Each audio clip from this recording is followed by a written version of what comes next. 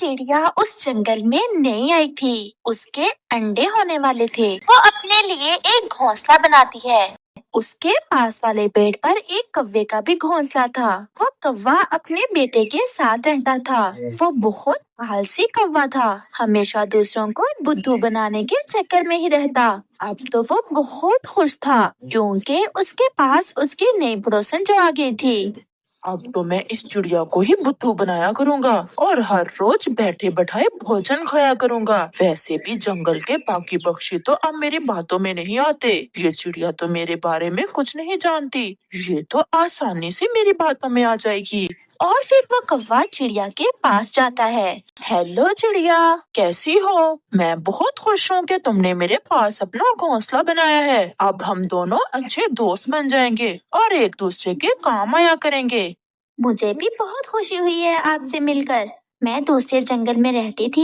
मेरा पति कुछ दिन पहले एक हादसे में मर चुका था। मेरा उस जंगल में और कोई नहीं था। मेरे अंडे आने वाले हैं। हमारे जंगल में एक चील रहती है जो कि छोटे पक्षियों को अकेला देख उनका शिकार कर लेती है। मैंने भोजन की तलाश में भी जाना होता है। मैं नहीं चाहती थी कि वो चील मेरे बच्चों को अकेला देखकर खा जाती, इसलिए मैं इस जंगल में आ गई। चिड़िया, ये तो तुमने बहुत अच्छा किया। तुम चिंता ना करो, अब तुम अकेली नहीं हो बल्कि मैं तुम्हारे साथ हूँ। आपका बहुत बहुत धन्यवाद दोस्त। और फिर शाम हो जाती है और कालू कौवा अपने घर वापस चला जाता है। अगली सुबह चिड़िया के अंडे भी हो चुके थे। चिड़िया बहुत खुश थी। वो जल्दी से अपने नए दोस्त को अपने अंडों के बारे में बताने जाती है। दोस्त, मेरे अंडे हो चुके हैं। ये तो बहुत खुशी की बात है। अब तुम उनका बहुत अच्छे से ध्यान रखना। कल मैं तुम्हें बताना भूल गया, हमारे जंगल में भी कभी कभी एक चील आती है। वो तो घोंसलों से अंडे उठाकर चली जाती है, लेकिन तुम चिंता ना करो। जब तुम भोजन की खोज में जाया करोगी तो मैं तुम्हारे अंडों का ख्याल रखा करूँगा। आखिर तुम मेरी दोस्त हो, मैं तुम्हारे काम नहीं आऊँगा तो किसके आऊँगा? वैसे भी मेरी तबीयत भी कुछ ठीक नहीं है। मैं सारा दिन घोंसले में ही रहूँगा। मेरा बेटा भी कल से भूखा ही है। चलो कोई बात नहीं, मेरा सारा दिन घोंसले में रहने का ये फायदा तो होगा कि तुम्हारे अंडों पर नजर रखूंगा। अगर आप मेरे अंडों का ध्यान रखेंगे तो मैं भी आपके काम जरूर आऊंगी। मैं आपके लिए और आपके बेटे के लिए भी भोजन जरूर लेकर आऊंगी। आप बस अपना और मेरे अंडों का ख्याल रखना। और फिर वो चिड़िया भोजन की खोज में चली जाती है। वाह कालू वाह, मैंने चिड़िया को कैसा बेवकूफ बनाया। अब तो भोजन घर में बैठे बैठाए मिलता रहेगा। और फिर शाम हो जाती है। चिड़िया भी भोजन लेकर वापस आ जाती है। वो कालू कौवे को भोजन देकर अपने घोंसले में अपने अंडों पर बैठ जाती है। और फिर रात हो जाती है और वो सब सो जाते हैं। ऐसे ही दिन और रात गुजरते गए और आखिर वो दिन आ ही गया। चिड़िया के अंडों से दो प्यारे प्यारे बच्चे निकल आते हैं। चिड़िया बहुत खुश थी। चिड़िया, अब तो दावत बनती है तुम्हारी तरफ बच्चों के आने की खुशी में। हाँ हाँ कौवे, मैं अभी तुम्हारे लिए कुछ फल लेकर आती हूँ। तुम मेरे बच्चों का ध्यान रखना।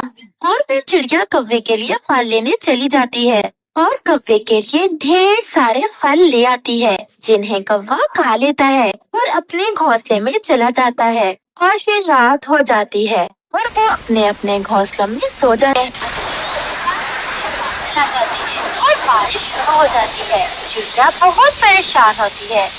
इस बारिश से अगर मेरे बच्चों को ठंड लग गई तो ये बीमार हो जाएंगे। मैं क्या करूं? इन्हें बारिश से कैसे बचाऊं? मम्मा, मुझे भूख लगी हुई है। और मम्मा, मुझे भी भूख लगी हुई है। अब मैं इस तेज बारिश में भोजन कैसे ढूंढ कर लाऊं? मैं कौवे से कहती हूँ कि वो मेरे बच्चों का ध्यान रखे। मैं जाती हूँ, शायद कहीं से कुछ खाने को मिल जाए।